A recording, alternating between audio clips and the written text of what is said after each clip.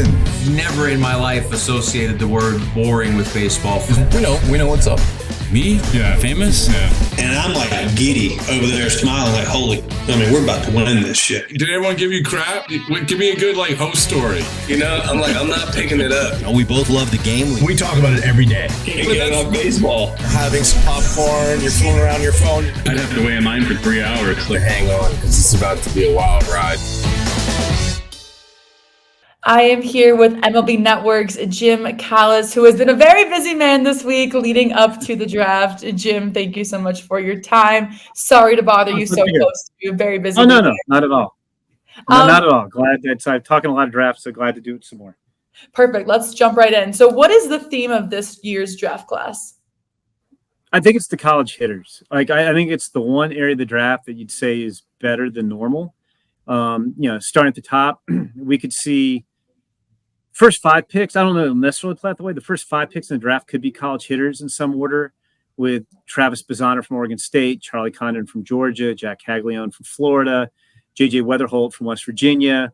You could see a Nick Kurtz or Braden Montgomery in there also. And I think we might see as many 18 to 20 first-round picks out of the 30 are college hitters. So I think that's really that's going to be the theme. We're going to see a lot of college hitters going at the top of the draft, in the middle of the draft, at the top of the first round, middle of the first round, toward the end of the first round, in the sandwich round. It's just going to be a lot of college hitters. Yeah, with those college hitters, you kind of said it. I feel like there's the consensus top 8, top 5 guys, but no hardcore, solid first, second, third pick. Where do you have these guys right now as of tonight? In terms of where I rank them, or in terms of where I think they're going in the draft, because those are 2 different things. Let's do both. Let's go where you rank them and where they go in the draft. We'll have some fun with it. Okay, yeah.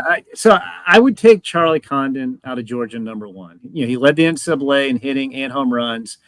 I think he's got the most usable power in the draft. Obviously, the power is what you're attracted to, but he's a very good hitter as well.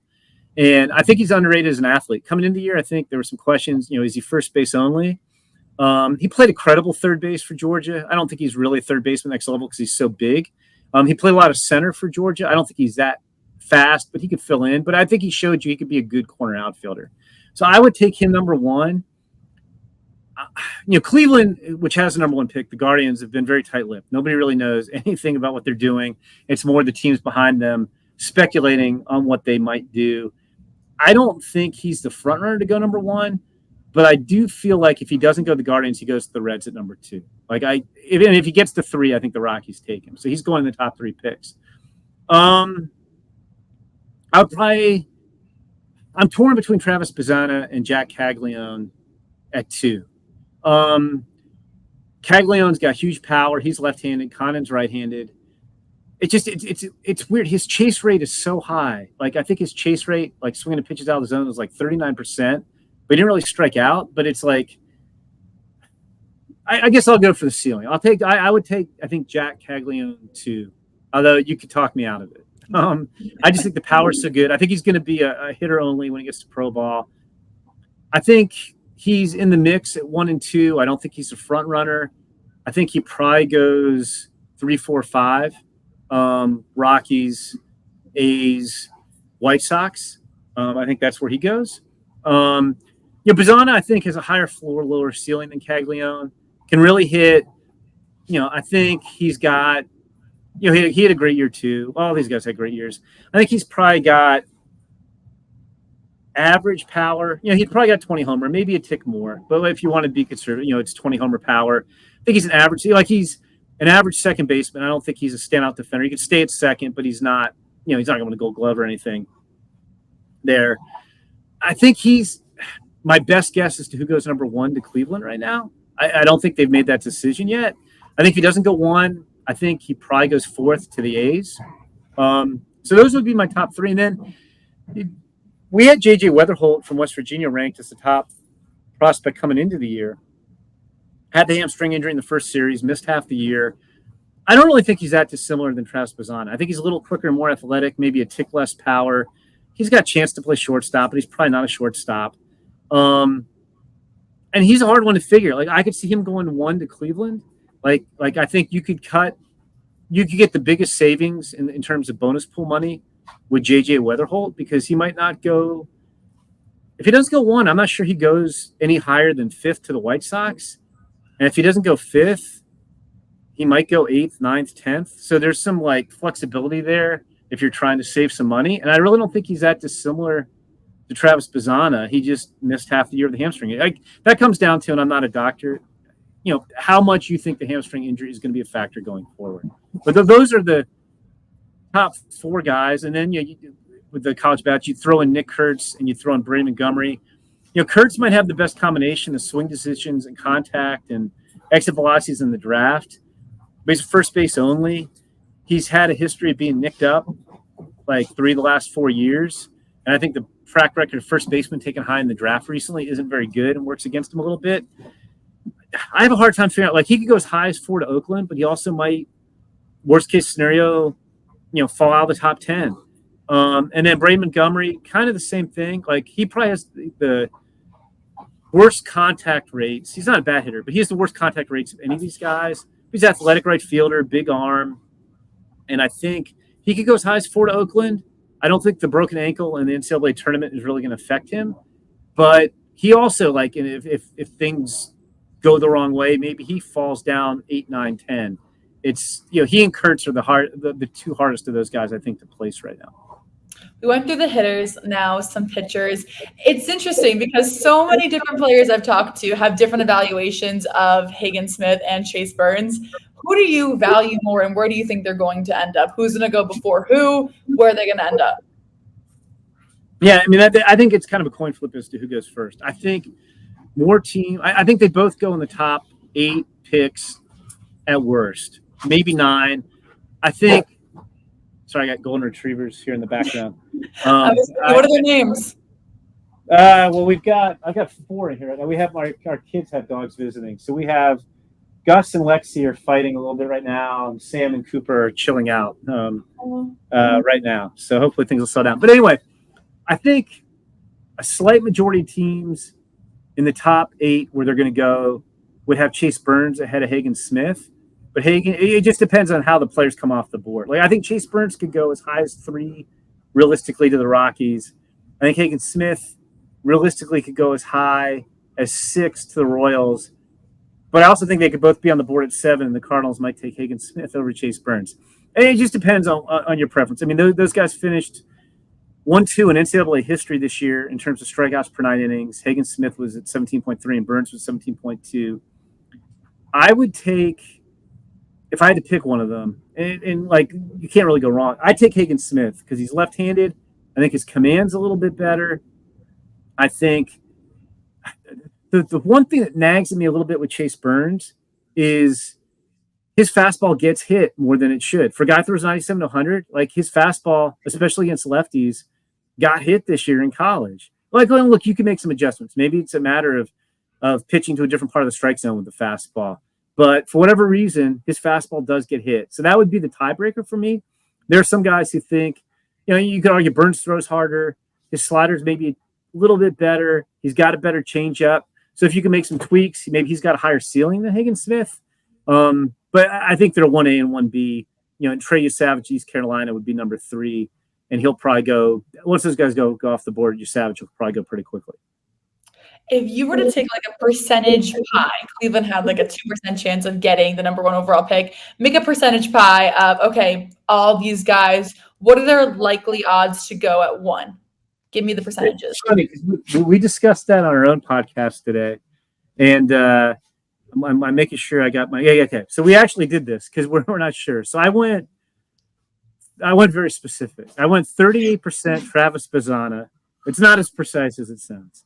27% JJ Weatherholt, 26% Charlie Condon, 8% Jack Caglione, and then 1% the field, which I think would be, if it was like probably Chase Burns with maybe an outside chance at Hagen Smith or Connor Griffin, who's a high school outfielder, shortstop from Mississippi.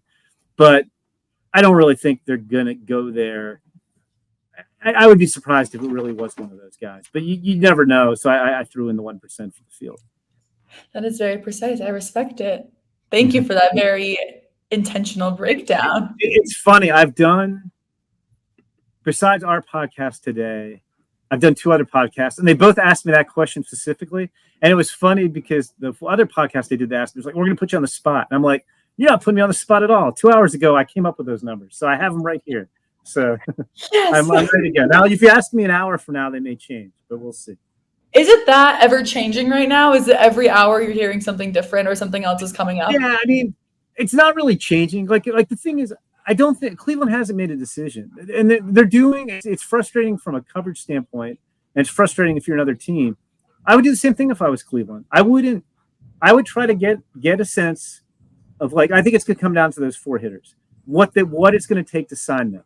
And look, if I was the agent, I'd be cagey about that right now too. But at some point, you're going to have to get a number, and then they're going to weigh. And I don't know if it's going to be 50% talent, 50% money, maybe 70% talent, 30% money. But they're going to figure out what they think makes the most sense. And I would do the same thing. And if I was the team, I would not tip my hand to any of these players until the last hour, if maybe even closer to when the draft starts, because you don't know. Like, maybe one of these guys, wants $8 million, but then as it gets close and he doesn't know where he's going, maybe he'll take 7.5 if you wait him out. So it's just a waiting game. It's more, so it's not so much that you're getting like real intel. Hey, I heard Cleveland's doing this, but on my to-do list after we're done is, like, I'm working on another mock draft, is to start texting a bunch of teams at the top, and like your head just spins. Like you may get somebody who thinks they know what Cleveland's doing, and I don't think anybody knows for sure.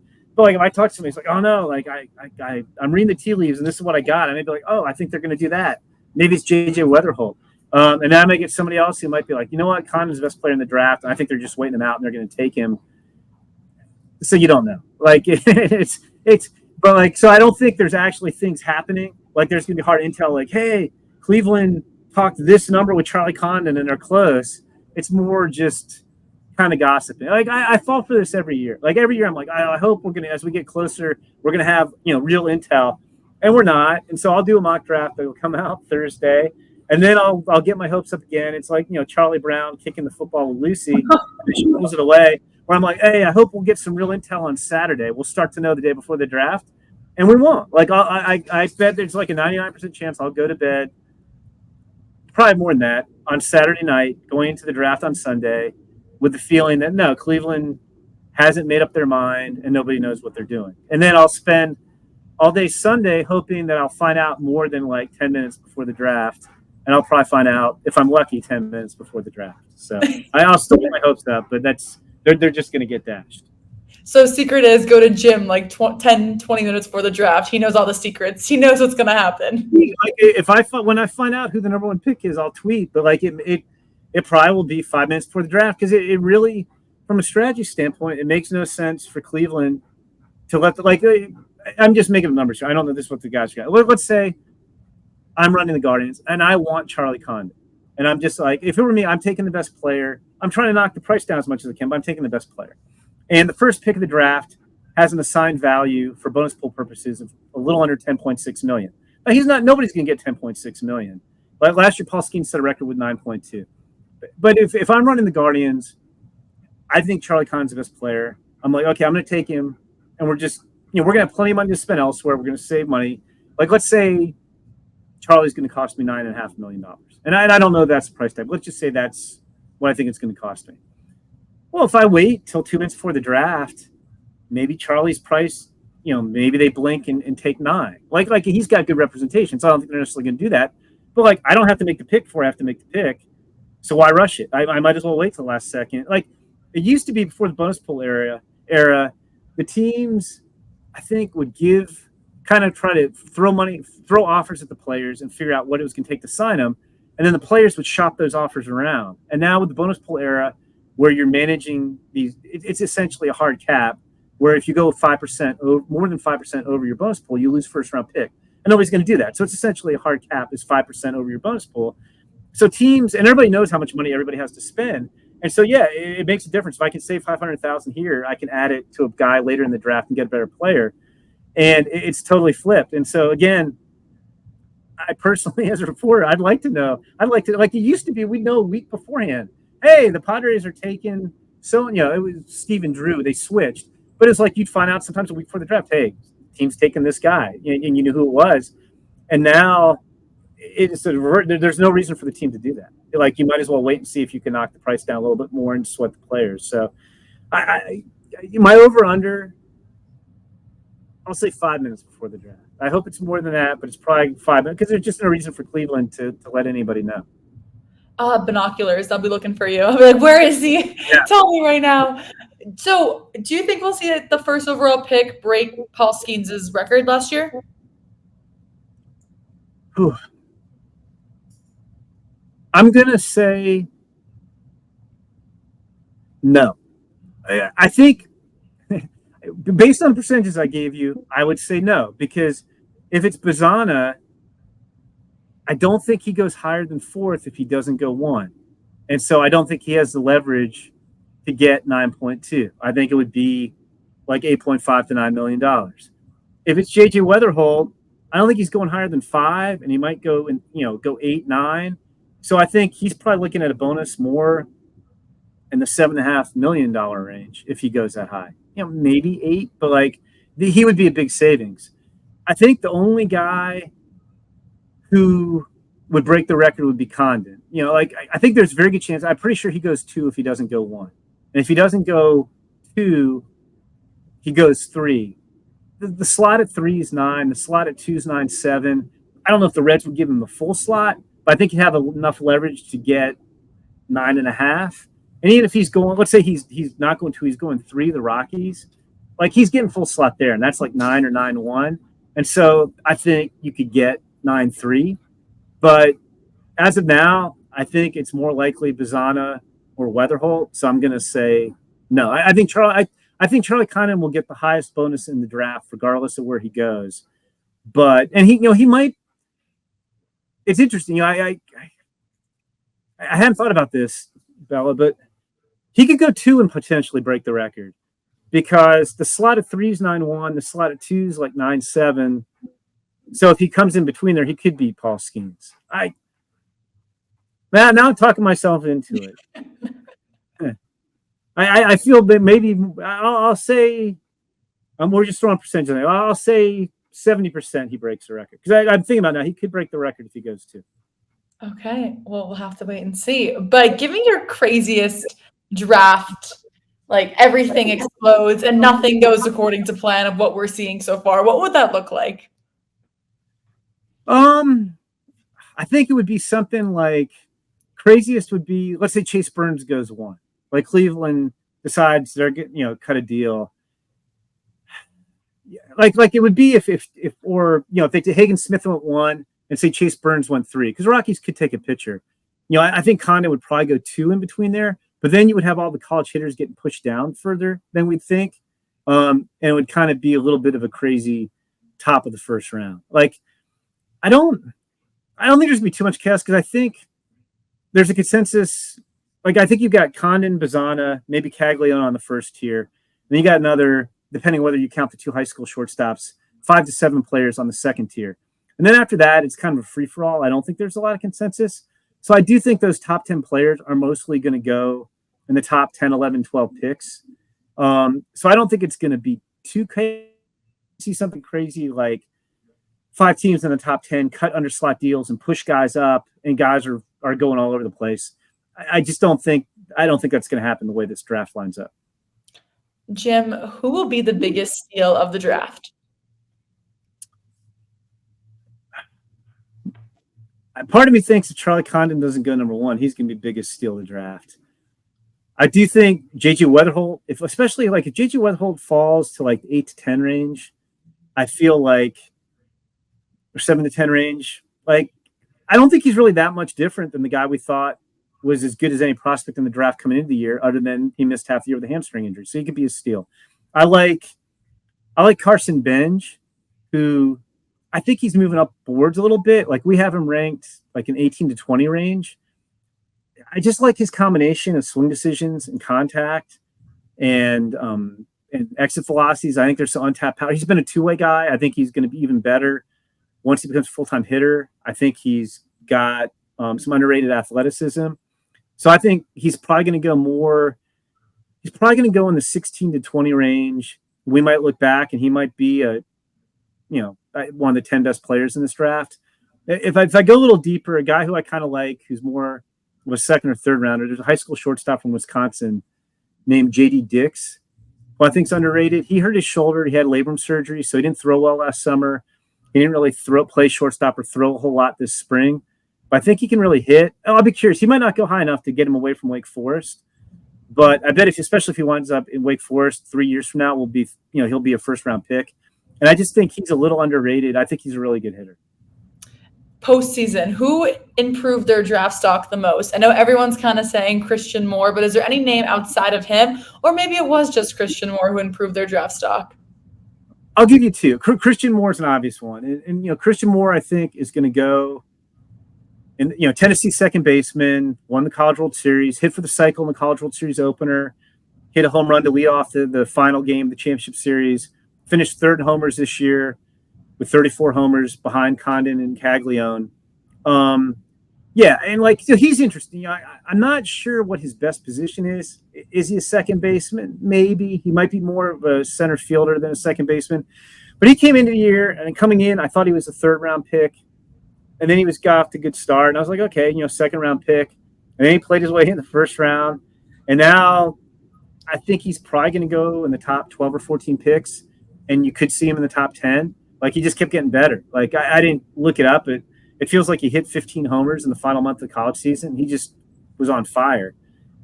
He's one. The other guy would be Ryan Waldschmidt, another SEC player, College World Series guy from Kentucky, outfielder. I think he played 3 or 4 games in the Cape Cod League last summer, and he tore up his knee. And so missed the rest of the summer, missed the fall. They brought him back slowly. He DH'd early. He wasn't running full speed. Once he got going in the second half season, he was as hot as just about any hitter in the SEC. He played left field. He might have a chance to play center. He started running better. He's not one of those guys like I was mentioning with Carson Benj. It's swing decisions and contact and exit velocities. And I think he's going to continue to get better as he gets fully healthy. And he's played his way from – he wasn't our preseason top 100. We expanded and revised guys to a 150 in May. And I thought about putting him on the list. He was just starting to heat up, and he was hitting 250 at the time. So I was like, we'll let him get going. And then by the time we did the 200, we jumped him up to 39 from off the list. And now he's in that, I think he's 22 or 23 on our list right now. And I think he's probably going to go in the 15 to 25 range of the draft. So I'd say those two probably help themselves as much of anybody. I'm trying to think of first-round status guys. Those are probably the two the most. Lastly, Jim, how would you compare this draft to last year's draft? I think it's down. Like I said, I think the depth of college bats are there. I do think, last year, one, it was a deeper draft, but two, we had the 5 guys we talked about that could have been number 1 picks in just about any draft. With Paul Skenes who went number 1. You had, Dylan Cruz and White Langford, SEC outfielders. Then you had the high school outfielders in Max Clark and Walker Jenkins. The only guy in this year's draft I would put in that group if he was in last year's draft is Condon. I don't think Bazzana and Caglione are quite in that group. And then you just don't have a lot of college hitters this year. That depth is really promising.